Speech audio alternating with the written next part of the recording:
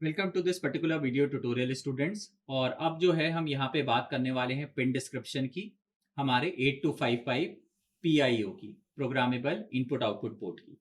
तो block diagram हमने पिछले वाले वीडियो ट्यूटोरियल में ही समझ लिया था और अब हम देखने वाले हैं इसका पिन डिस्क्रिप्शन। तो ग्राफिक में आपको सारी की सारी 40 पिन दिखाई दे रही होंगी, हर एक पिन की पोजीशन क्या है वो आपको दिखाई दे रहा होगा।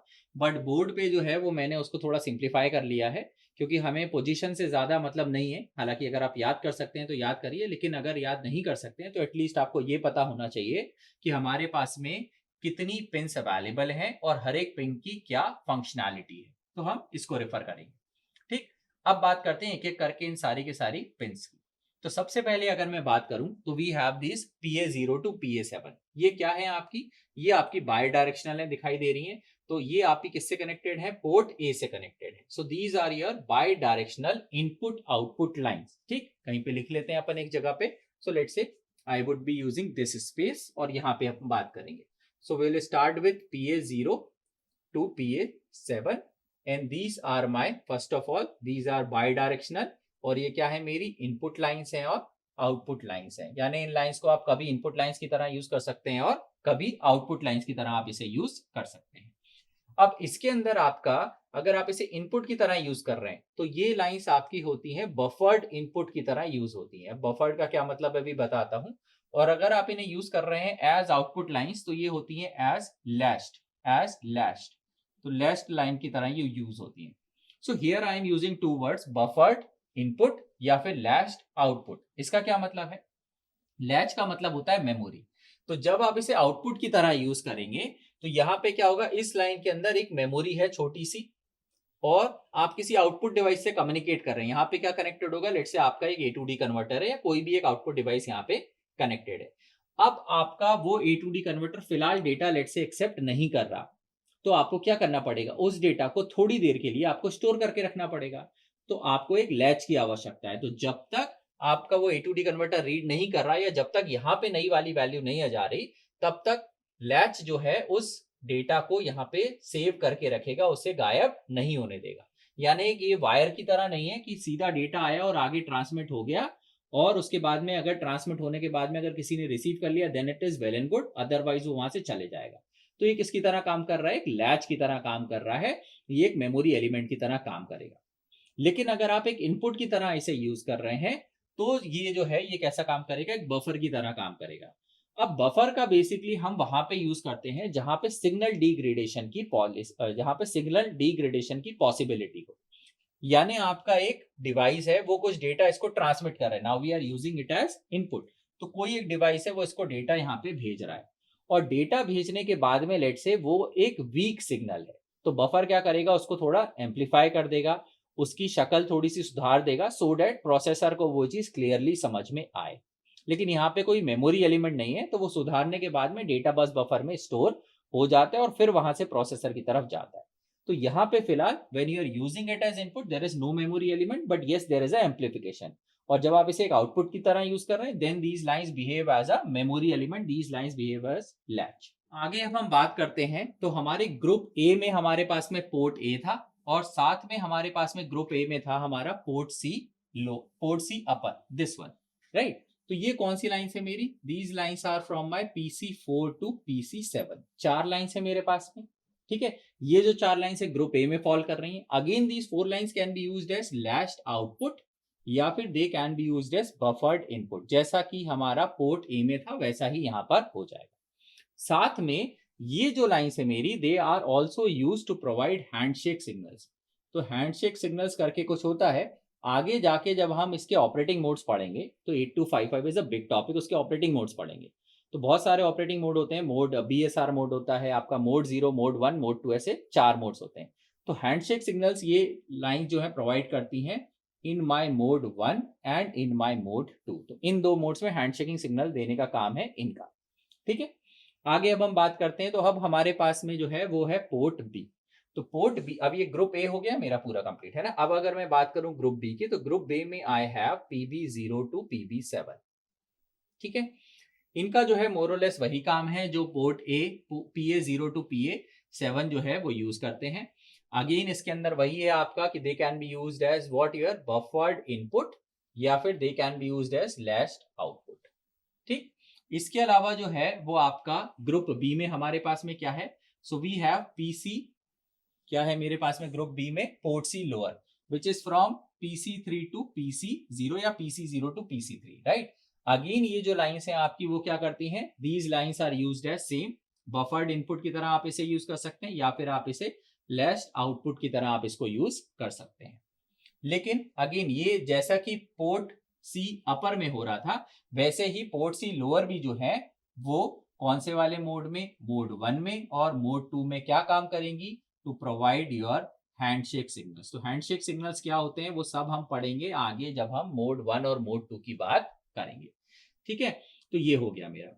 अगली जो पिन है आपको, वो जो यहाँ पे आपको दिखाई दे रही है वो है रीड पिन, आरडी पिन। तो बहुत ही सिंपल सा है, आरडी पिन जो है इसको कौन ड्राइव करता है, आपका 8086 आपका जो प्रोसेसर है वो इसे ड्राइव करेगा। और इसका क्या काम होता है, आरडी पिन की वैल्यू जब भी 0 होगी तो प्रोसेसर बता रहा है कि आई एम रीडिंग 8255। अब 8255 के अंदर क्या क्या लोकेशन है, तो 8255 में पोर्ट ए है, पोर्ट बी है, पोर्ट सी है, CWR है। इन चारों लोकेशंस में से किसी भी लोकेशन को आपका जो प्रोसेसर है वो रीड कर सकता है with the help of RD line. ठीक, इसके बाद में इसी का एक और सिग्नल है वो है राइट। अच्छा, ये दोनों ही जो सिग्नल है वो क्या है, फॉर 8255 दीज आर इनपुट, क्योंकि ड्राइव कौन कर रहा है, प्रोसेसर। ठीक है, so these both of these are my input signal, sorry. ठीक है, ये मेरे दोनों इनपुट है। राइट सिग्नल का क्या काम है, राइट सिग्नल का ये काम है कि प्रोसेसर मेरे 8255 को, प्रोसेसर यहाँ पे प्रोसेसर लगा होगा राइट के इधर, तो प्रोसेसर मेरे 8255 को बता रहा है कि I want to write you. कहाँ राइट कर सकता है, अगेन पोर्ट ए को राइट कर सकता है, पोर्ट बी को, पोर्ट सी को, या फिर कंट्रोल वर्ड रजिस्टर CWR। अब हम बार बार बात कर रहे हैं कि हमारे पास में ये इतनी लोकेशंस है, तो ये लोकेशन डिटरमाइन कौन करेगा, तो ये लोकेशंस जो हैं वो बताएगा हमारा A0 एंड A1। तो ये जो दो लाइंस हैं वो बताएंगी कि कौन सा जो पोर्ट है या CWR है उसको रीड कर रहे हैं या राइट कर रहे हैं। तो रीड और राइट तो हमने यहां से पता कर लिया, बट पोर्ट ए है, पोर्ट बी है, पोर्ट सी है या CWR है, ये मिलके बताएंगे मेरे को A0 एंड A1। अगली जो पिन है मेरे पास में वो है CS बार, और CS बार आपको पता ही है, इसका नाम होता है आपका चिप सिलेक्ट। बहुत बार हम इसका उपयोग कर सकते हैं, मेमोरी इंटरफेसिंग में हम देख चुके हैं चिप सिलेक्ट, और ये एक एक्टिव लो सिग्नल है। तो जब भी इस पिन की वैल्यू 0 है, इसका मतलब होता है कि 8255 जो है वो फिलहाल सिलेक्टेड है, फिलहाल इनेबल्ड है, यानी कि वो काम करेगा जब 8086 उसको सिग्नल देगा। लेकिन अगर CS बार की वैल्यू 8086 1 कर देता है तो आपका जो 8255 है वो हो जाता है डिसेबल्ड, और फिर वो ना किसी रीड सिग्नल को रिस्पॉन्ड करता है, ना राइट सिग्नल को, ना एड्रेस लाइंस को। तो अगर CS बार की वैल्यू 1 है तो 8255 कुछ भी काम नहीं करेगा, प्रोसेसर के किसी भी सिग्नल को रिस्पॉन्ड नहीं करेगा। ठीक, अब इसके बाद हम बात कर लेते हैं कि ये एड्रेसेस हैं क्या। तो 3-4 लाइन मिलके, कौन कौन सी लाइन है मेरे पास में, तो मेरे पास में सबसे पहले है एक लाइन जिसका नाम है RD बार, इसके बाद में अगली बार है मेरे पास में राइट बार, उसके बाद में है मेरे पास में CS बार लाइन, इसके बाद है मेरा A1 और इसके बाद है A0। ये सभी लाइंस मुझे बताती हैं कि मेरे को रीड ऑपरेशन परफॉर्म करना है, मुझे राइट ऑपरेशन परफॉर्म करना है, मुझे कौन सी पोर्ट से बात करना है। तो बहुत ही सिंपल सा है, अगर इन दोनों की वैल्यू 0-0 है तो मतलब बात हो रही है पोर्ट ए की, अगर 0-1 है यानी बात हो रही है पोर्ट बी की, अगर ये 1-0 है डेट मीन्स बात हम कर रहे हैं पोर्ट सी की। तो यहाँ पे मैं आपको बता दूं कि पोर्ट सी लोअर और अपर मैंने बनाया तो अलग अलग है, लेकिन दे शेयर अ कॉमन एड्रेस, तो एक ही एड्रेस है 10। ठीक, और इसके बाद में आपका लास्ट में होता है 11 जो कि आपका होता है CWR। ठीक है, so I should be writing C and then W then R which stands for control word register. आगे जाके CWR हम पूरा पढ़ेंगे तो आप चिंता मत कीजिए। अच्छा, अब आप रीड कर रहे हैं कि राइट कर रहे हैं, वो दोनों, वो कौन बताएगा, रीड और राइट सिग्नल मिलके बताएंगे। तो मान लीजिए मुझे रीड ऑपरेशन परफॉर्म करना है तो आप क्या लिख देंगे यहाँ पे 0, और जब भी आप रीड ऑपरेशन परफॉर्म कर रहे हैं तो ऑब्वियसली आप राइट ऑपरेशन परफॉर्म नहीं कर रहे हैं, तो राइट बार की वैल्यू क्या रहेगी आपकी 1। और क्या आप 8255 से बात करना चाहते हैं, बिल्कुल बात करना चाहते हैं, तो बात करना चाहते हैं तो 8255 क्या होना चाहिए, इनेबल्ड होना चाहिए। 8255 को अगर आपको इनेबल करना है 8255 को, तो CS बार की क्या वैल्यू होनी चाहिए 0, तो CS बार पे क्या लिख देता हूं मैं 0। तो ये सब मिलके आपको बता रहे हैं कि you are reading port A. ठीक है, एक बार और इसको दूसरे लाइन के साथ में करते हैं। तो लेट से पोर्ट बी को रीड करना है तो आर डी बार 0, राइट नहीं कर रहे हैं तो 1 और चिप सिलेक्टेड है तो 0। तो ये भी क्या हो गया आपका पोर्ट बी रीड। इसी तरीके से मुझे पोर्ट सी को रीड करना है तो फिर से मैं यहाँ पे क्या लिख दूंगा 0 1 0। तो पोर्ट सी क्या हो गई मेरी रीड हो गई है। इसी तरीके से CWR को रीड करना है तो फिर से मैं लिख दूंगा 0 1 0। तो मैं क्या कर रहा हूँ CWR को रीड कर रहा हूँ। इसी तरीके से आगे क्या करना है, अगर आपको राइट करना है तो फिर से मैं जल्दी जल्दी से लिख देता हूं। So I have my port A, I have my port B, right, then I have my port C, और उसके बाद में मेरे पास में है मेरा control word register CWR।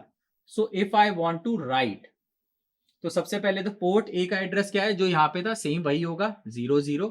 Right करना है तो राइट बार वाले सिग्नल को क्या कर देंगे 0, और राइट कर रहे हैं तो रीड नहीं कर रहे हैं तो रीड बार को डिसेबल कर देंगे, बंद कर देंगे, और आप बात करना चाहते हैं तो CS बार की वैल्यू क्या रहेगी 0। इसी तरीके से अगले वाली लाइन का क्या एड्रेस हो जाएगा, for port B it is 0 1, you want to what, you want to write. तो राइट करेंगे तो फिर से राइट बार हो जाएगा 0, रीड बार हो जाएगा 1, चिप सिलेक्ट रहेगा 0। फिर रिपीट करेंगे तो जल्दी से मैं 1 0 0 लिख देता हूं। तो पोर्ट सी को आप राइट कर रहे हैं, और अगर आपको CWR को राइट करना है तो आपको CWR का एड्रेस देना पड़ेगा जो कि है 1 1।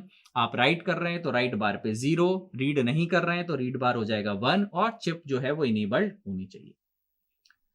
अगर किसी वजह से, या मान लीजिए आपको 8255 को यूज ही नहीं करना, तो उसका सिंपल सा तरीका है कि CS बार पे आप कर दीजिए 1। अब इसके बाद रीड पे कुछ भी हो, राइट पे कुछ भी हो, एड्रेस लाइन पे कुछ भी हो, दोनों एड्रेस लाइन में से किसी पर भी कुछ भी हो, कोई फर्क नहीं पड़ता। आपका जो 8255 है वो क्या रहेगा, आपका डिसेबल्ड रहेगा और कोई भी काम जो है वो परफॉर्म नहीं करेगा। तो एक्स आपको पता ही होगा, डिजिटल सिस्टम डिजाइन में हम पढ़ते हैं एक्स मतलब होता है डोंट केयर। तो वी रियली डोंट केयर। अगर CS बार की वैल्यू 1 है तो वी डोंट केयर कि रीड की क्या वैल्यू है, राइट की क्या वैल्यू है, एड्रेस लाइन की क्या वैल्यू है। आपका 8255 जो है वो तो भाई डिसेबल्ड है और वो कोई भी काम जो है वो नहीं करेगा। ठीक, इसके अलावा 2 और पिंस मेरे पास में बच गई है। तो हमने क्या क्या बात कर ली, CS बार बात कर ली, A0 कर लिया, A1 कर लिया, रीड कर लिया, राइट कर लिया। ठीक है, VCC ground, VCC is 5 volt, यहीं पे लिख देते हैं। ग्राउंड पे आपका जो है वो 0 वोल्ट रहेगा, रिटर्न सप्लाई रहेगी, अलग से समझने की जरूरत नहीं है। पोर्ट ए हो गया, पोर्ट बी हो गया, और ये दोनों हो गए। अब मेरे पास क्या बचा है, so I am left with data bus, और इसके अलावा I am left with reset.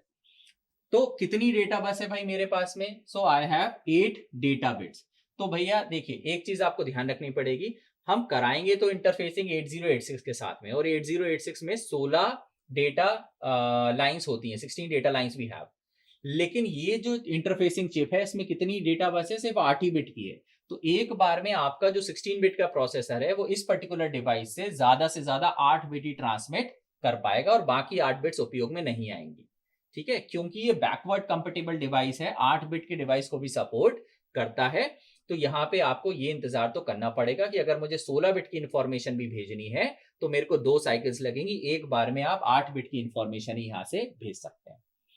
जैसा कि यहाँ पे दिख ही रहा है कि एरो दोनों तरफ है, मतलब कि ये लाइन कैसी है, आपकी आपकी बाई डायरेक्शनल लाइन है।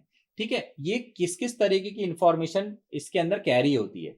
तो सिंपली हो सकता है भाई मुझे पोर्ट ए पर कुछ भेजना है मेरे प्रोसेसर को, तो ये क्या हो गया, डेटा हो गया।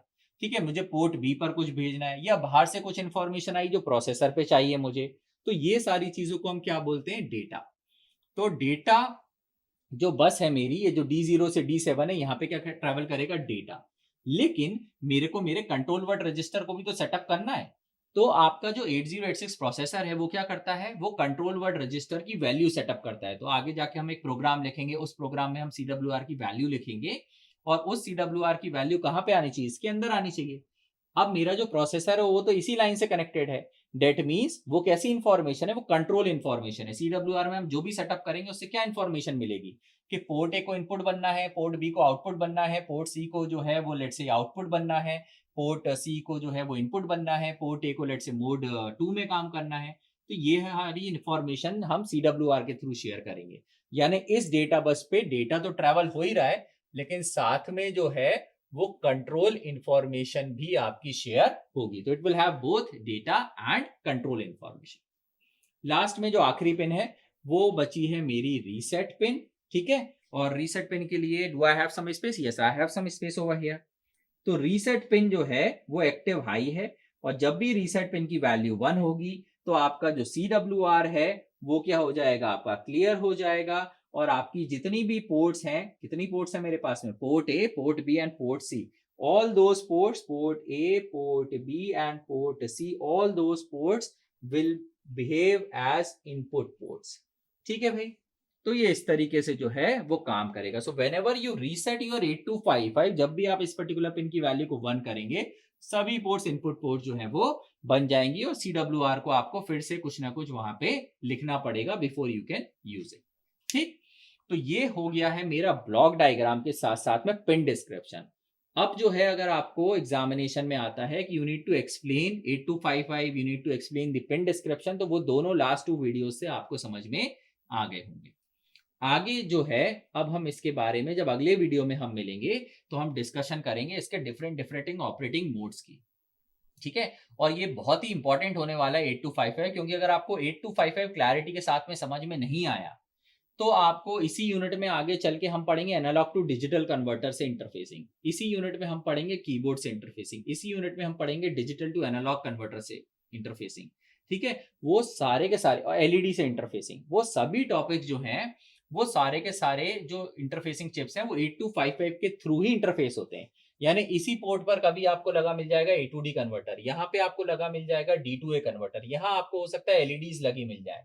तो ये आप तभी कर पाएंगे जब 8255 समझ में आएगा। तो प्लीज डू नॉट, है ना, आप इसको थोड़ा आसानी से नहीं लीजिए, अच्छे से समझिए 8255 को, ब्लॉक डायग्राम अच्छे से समझिए, पिन डायग्राम अच्छे से समझिए, और आगे हम ऑपरेटिंग मोड भी ठीक से समझेंगे। फिलहाल इसको हम करते हैं यहीं पे close. Thank you so much and have a great day ahead.